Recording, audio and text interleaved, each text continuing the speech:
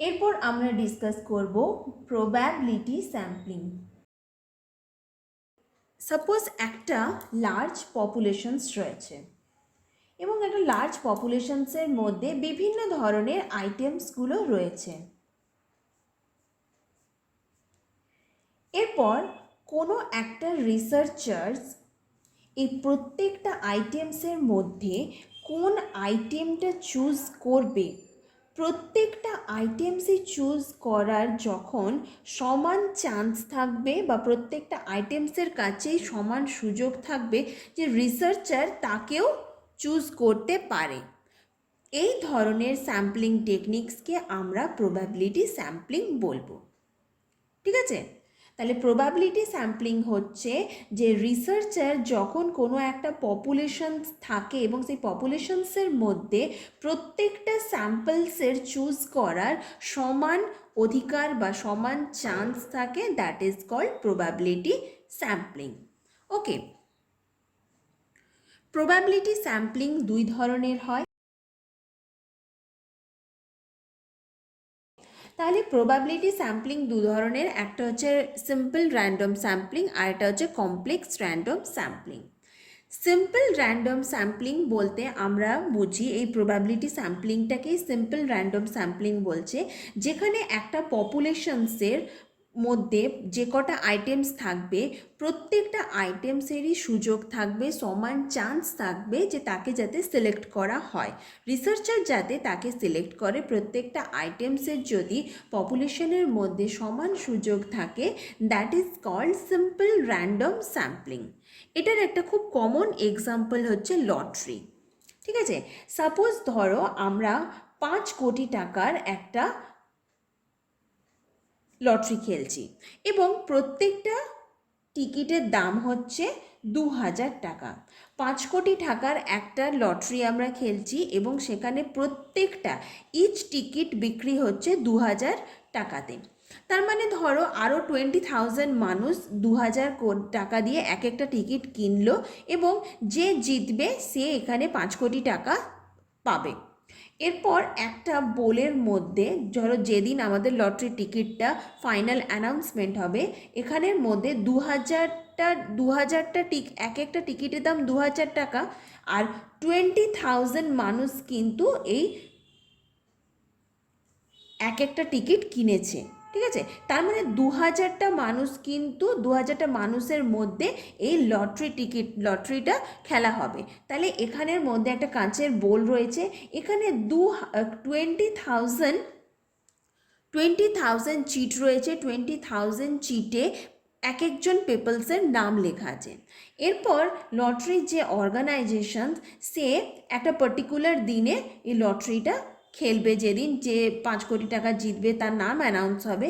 এরপর কি করলো, এই 20,000টা টিকিট 20,000টা চিট রয়েছে, যার মধ্যে এক একটা টিকিটের দাম হচ্ছে 2000 করে। ওকে, এরপর 20,000টা যে পিপিল রয়েছে বা মানুষজন রয়েছে, বা 20,000 যে মানুষজন রয়েছে যারা প্রত্যেকে কিন্তু এক একটা করে টিকিট কিনেছে, তাদের কিন্তু প্রত্যেকেরই সুযোগ রয়েছে বা চান্স রয়েছে বা একটা প্রবাবিলিটি রয়েছে যে সে কিন্তু জিততে পারে। প্রত্যেকেরই সমান অধিকার রয়েছে, সমান চান্স রয়েছে এবং সমান সুযোগ রয়েছে। কিন্তু যে জাজ, অর্গানাইজারের যে মেন হেড, যে এই টিকিটগুলোকে চুজ করবে, সে পার্টিকুলার না দেখে কোনো একটা চিট তুলে নিল, সেই চিটের মধ্যে যার নাম থাকবে সেই কিন্তু উইন হবে। কিন্তু 20,000 মানুষের সমান সুযোগ থাকছে এই লটারিটা জেতার এবং 5 কোটি টাকা পাবার, কিন্তু যেহেতু একজনই জিতবে তাই যার নাম উঠে আসবে সেই কিন্তু এই 5 কোটি টাকাটা পাবে। তাহলে এটা হলো সিম্পল র্যান্ডম স্যাম্পলিং। সিম্পলভাবে যদি কোনো আমরা একটা স্যাম্পল কালেক্ট করছি, র্যান্ডমলি কালেক্ট করছি, যেখানে কোনো বায়াসনেস নেই, without any bias, that is called simple random sampling. Okay, complex random স্যাম্পলিংয়ের মধ্যে আরও বিভিন্ন ধরনের স্যাম্পলিং প্রসেস রয়েছে, যেমন systematic sampling, stratified sampling, cluster sampling, area sampling, multi stage sampling and sequential sampling. তো তো এক একটা করে আমরা প্রত্যেকটা স্যাম্পলিং আলাদা আলাদা করে ডিসকাস করব। কমপ্লেক্স র্যান্ডম স্যাম্পলিংয়ের মধ্যে আমরা প্রথমে যেটা আলোচনা করব সেটা হচ্ছে সিস্টেমেটিক স্যাম্পলিং। সিম্পল র্যান্ডম স্যাম্পলিংয়ের আর কোনো ভাগ নেই, কিন্তু কমপ্লেক্স র্যান্ডম স্যাম্পলিংয়ের অনেকগুলো ভাগ রয়েছে।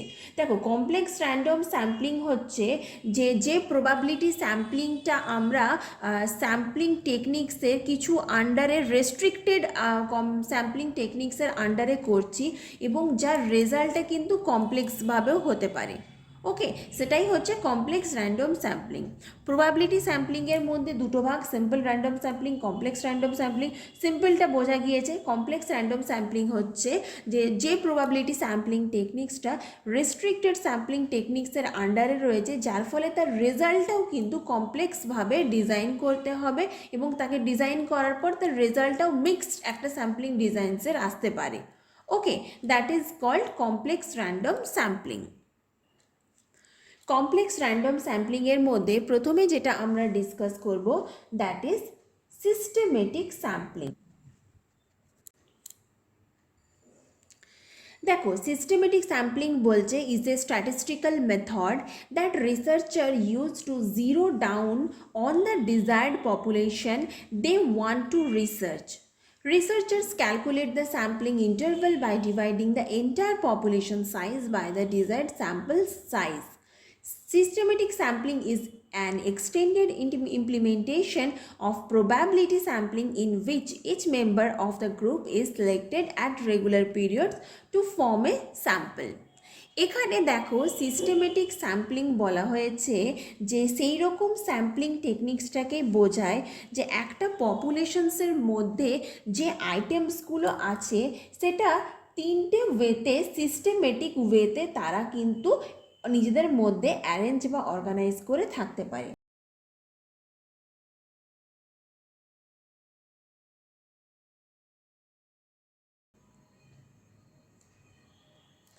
তাহলে যে সিস্টেমেটিক ওয়েতে বা যে স্যাম্পলিং টেকনিক্সে একটা পপুলেশনসের মধ্যে ডিফারেন্ট টাইপসের ডেটা তিনটে বা তিনভাবে অ্যারেঞ্জ থাকতে পারে, নিউমেরোলজিক্যালি মানে নাম্বার সিস্টেমসে তাদের রোল নাম্বার ওয়াইজ, আরেকটা হচ্ছে জিওগ্রাফিক্যালি তারা যে জায়গায় বসবাস করে সেই জায়গার অনুযায়ী, আরেকটা হচ্ছে অ্যালফাবেটিক্যালি প্রত্যেকের যে নামের ফার্স্ট লেটারটা রয়েছে সেটা অ্যালফাবেটিক্যালি যদি আমরা সাজাই সেরকম ওয়েতে তারা অ্যারেঞ্জ করে রয়েছে। এরপর সেইখান থেকে আমরা যদি পপুলেশনসে টোটাল পপুলেশনসকে এইভাবে সাজানোর পরের এই তিনটের মধ্যে যে কোনো একটা ভাবে আমরা সাজাতে পারি এবং সেখান থেকে যদি আমরা স্যাম্পল বা আইটেমস কালেক্ট করতে পারি, that is called systematic sampling. এবং এই যে আমরা সেখান থেকে স্যাম্পল কালেক্ট করছি, সেই স্যাম্পল কালেক্টের মধ্যে nth আইটেমসটাই কিন্তু আমাদের স্যাম্পল কালেক্ট করতে হবে। ঠিক আছে, এবারে nth আইটেমটা আমাদের কি হবে সেটা আমরা দেখে নেব।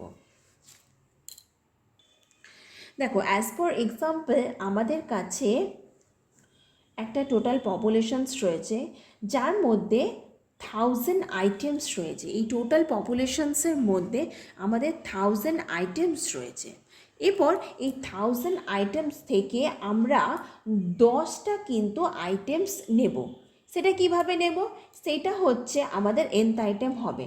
তাহলে টোটাল পপুলেশনস হচ্ছে 1000 আর কতটা আমরা স্যাম্পল চাই? 10টা। তাহলে এখানে হচ্ছে 100 আইটেম। তাহলে 1000-এর মধ্যে প্রত্যেক 100 আইটেমসের যেটা হবে সেই স্যাম্পলটা আমরা সিলেক্ট করব। যেমন হচ্ছে 100, এই 100 পপুলেশনসের ধরো 100 পপুলেশনসকে নিউমেরোলজিক্যালি বা জিওগ্রাফিক্যালি বা অ্যালফাবেটিক্যালি পরপর এরকমভাবে সাজানো আছে। ঠিক আছে, এরপর আমরা এই টোটাল পপুলেশনসটা থেকে 100টা স্যাম্পল বা 100th স্যাম্পলটা নেব। ঠিক আছে, যেমন হচ্ছে 1 থেকে 100 হচ্ছে 100। ঠিক আছে, তারপরেরটা হচ্ছে 200, তারপরেরটা হচ্ছে 300, এরকম করে হচ্ছে একদম 1000th যে আইটেমটা পড়ে থাকছে সেটা আমরা সিলেক্ট করব। আর এই যে 10টা আইটেমস আমরা সিলেক্ট করলাম টোটাল 1000 আইটেমসের থেকে, এই 10টা আইটেমসের ক্যারেক্টারিস্টিক্স কিন্তু টোটাল এই ইউনিভার্স বা টোটাল এই পপুলেশনসকে রিপ্রেজেন্ট করবে। তাই সেটা হচ্ছে সিস্টেমেটিক স্যাম্পলিং। সিস্টেমেটিক বলা হয়েছে যেহেতু আমরা 1000 স্টুডেন্টসকে বা যে যত নাম্বারের স্টুডেন্টস থাকুক না কেন সেই স্টুডেন্টসগুলোকে আমরা নিউমেরোলজিক্যালি, জিওগ্রাফিক্যালি এবং অ্যালফাবেটিক্যালি যেহেতু আমরা ডিভাইড করছি, that is called systematic sampling. বোঝা গিয়েছে? নাম্বার 3 কমপ্লেক্স র্যান্ডম স্যাম্পলিং হচ্ছে স্ট্র্যাটিফাইড স্যাম্পলিং। ওকে, দেখো স্ট্র্যাটিফাইড স্যাম্পলিং হচ্ছে সাপোজ আমাদের কাছে একটা পপুলেশনস রয়েছে এবং সেই পপুলেশনসের মধ্যে ডিফারেন্ট ক্যারেক্টারিস্টিক্সের আইটেমস রয়েছে।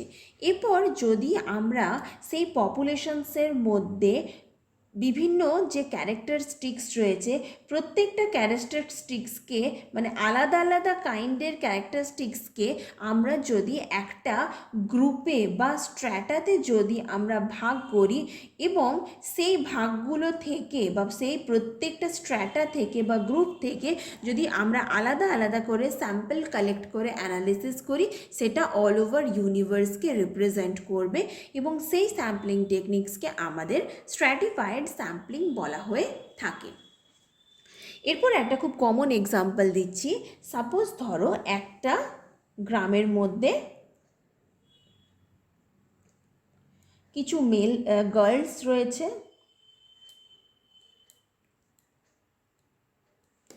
ঠিক আছে, আবার বেশ কিছু বয়েজ রয়েছে।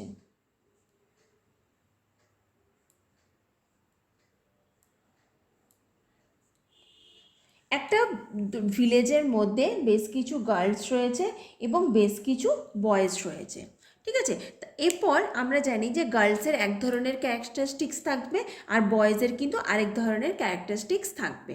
ওকে, তাহলে দুই ধরনের ক্যারেক্টারিস্টিক্স এখানে এই ভিলেজের মধ্যে রয়েছে। এরপর আমরা এই দুই ধরনের ক্যারেক্টারিস্টিক্সকে আলাদা করে দেব। গার্লস যেটা রয়েছে তাদেরকে একটা গ্রুপে আমরা ভাগ করে দিলাম, আর যেটা বয়েজ রয়েছে তাদেরকে আমরা আলাদা একটা গ্রুপে ভাগ করে দিচ্ছি যাতে প্রত্যেকের ক্যারেক্টারিস্টিক্সগুলো আলাদা আলাদাভাবে বোঝা যায়। এরপর আমরা এই গার্লসের এই যে গ্রুপটা থেকে আমরা একটা স্যাম্পল নিলাম, ঠিক আছে, এখান থেকে আমরা একটা স্যাম্পল নিলাম আর এইখান থেকে আমরা দুটো স্যাম্পল নিলাম। তার মানে এই যে একটা গার্লের মধ্যে বা একটা মেয়ের মধ্যে যে ক্যারেক্টারিস্টিক্স, সেই ক্যারেক্টারিস্টিক্স কিন্তু টোটাল ভিলেজের মধ্যে যত মেয়ে রয়েছে তার ক্যারেক্টারিস্টিক্সকে রিপ্রেজেন্ট করছে। ঠিক সেরকমভাবে এই দুটো ছেলেকে আমরা যে সিলেক্ট করলাম তার যে ক্যারেক্টারিস্টিক্স, এই দুজনের ক্যারেক্টারিস্টিক্স টোটাল ভিলেজের যত ছেলে রয়েছে তাদের ক্যারেক্টারিস্টিক্সকে রিপ্রেজেন্ট করছে। That is called stratified sampling, যেখানে প্রথমে পপুলেশনসের সমস্ত আইটেমসগুলোকে ডিফারেন্ট স্ট্র্যাটা আর গ্রুপে ভাগ করা যায় যাতে আমরা খুব সহজে সেখান থেকে স্যাম্পল কালেক্ট করতে পারি। এবং এইভাবে স্যাম্পল কালেক্ট করলে কিন্তু আমাদের স্যাম্পল কালেকশনের যে অ্যাকিউরেসিটা সেটা অনেক বেশি হাই থাকে।